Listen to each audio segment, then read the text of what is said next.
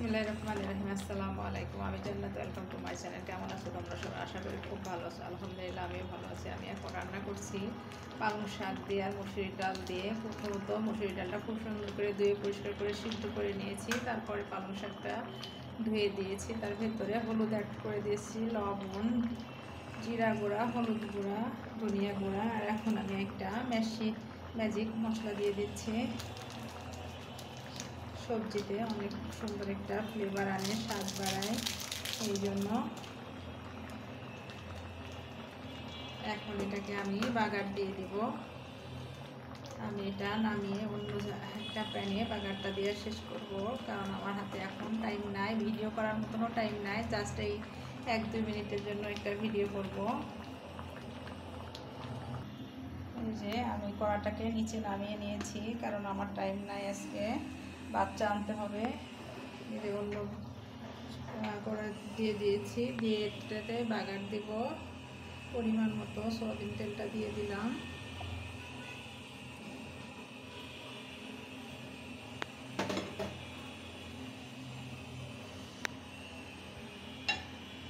তেলটা গরম হয়ে আসলে আমি রসুন কুচিটা দিয়ে দিচ্ছি। আমি এটাতে ফ্রাইটা করার পরে ওটাতে ঢেলে দেব।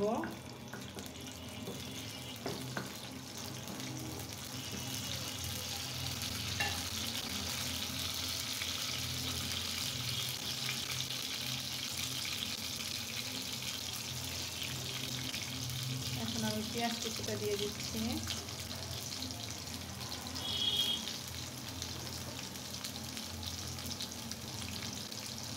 একটা কাঁচা লঙ্কা দিয়ে দিলাম কুচি। খুব ভালো একটা ফ্লেভার আসবে যখন এটা ভাজা হয়ে যাবে।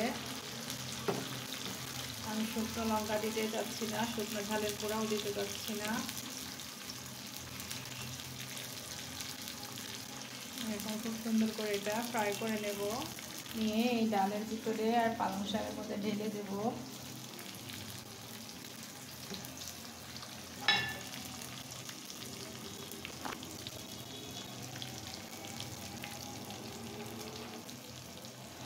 আর সবজির ভিতরে কিন্তু বন্ধুরা এই ম্যাজিক মশলাটা দিলে কিন্তু খুব ভালো লাগে খেতে,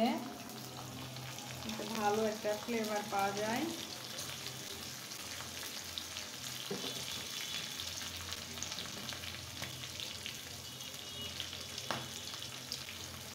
আর কাঁচা মরিচটা কিন্তু এভাবে ভেজে দিলে খুব ভালো লাগে খেতে।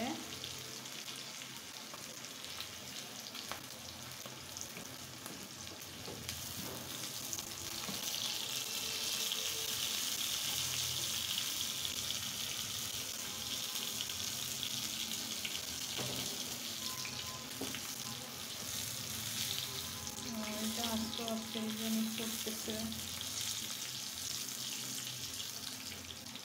আমি এখন এর ভিতরে এই যে 1 চামচ পরিমাণ আস্ত জিরাটা দিয়ে দিচ্ছি, বেশি করেই, তাহলে খুব ভালো লাগবে খেতে শাকটা, ডালটা।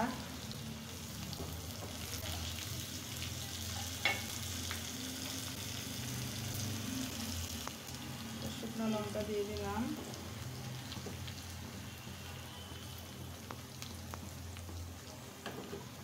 এত সুন্দর একটা অ্যারোমা বের হয়েছে, মাশাআল্লাহ, খুব ভালো।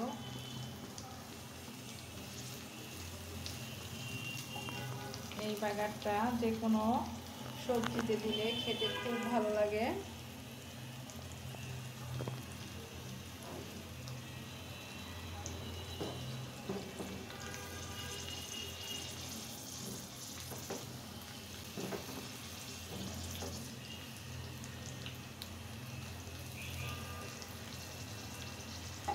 আমার বাগারটা হয়ে গেছে, এখন আমি ঢেলে দেব।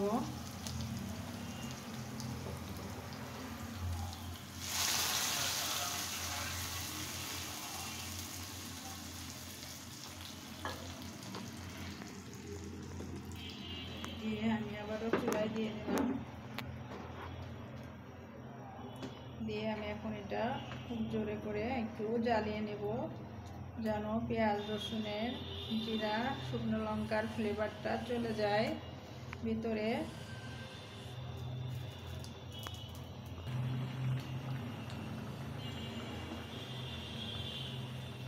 এই পর্যায়ে আমি একটু লবণটা চেক করে নেব যে লবণটা হয়েছে কিনা।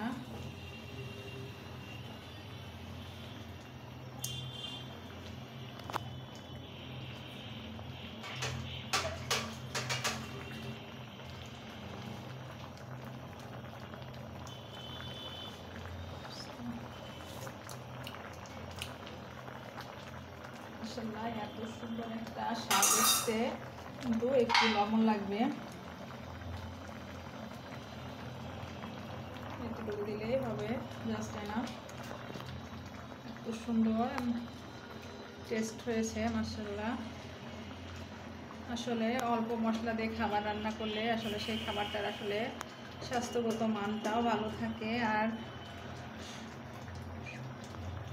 খাবারটা খেতেও খুব ভালো লাগে। এখন আমি এটা 5 মিনিট একটু ফুটিয়ে নেব এভাবে।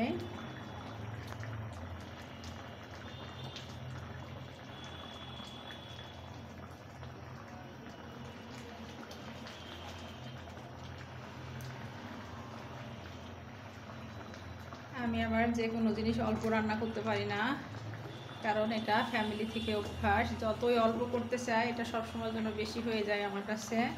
আমি এখানে 1 আঁটি শাক রান্না করতে চাইলাম, কেন যেন আমার চোখে মনে হচ্ছে আমি অল্প হয়ে গেছে, তাই আবার 2 আঁটি শাক দিয়ে দিলাম, পালং শাক।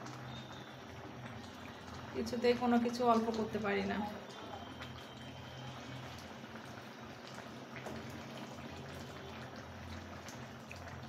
যাক, এটা হয়ে গেছে।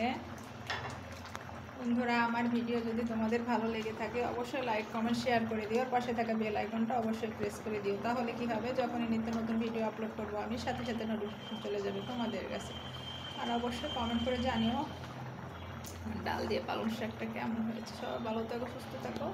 আসসালামু আলাইকুম, আল্লাহ হাফিজ।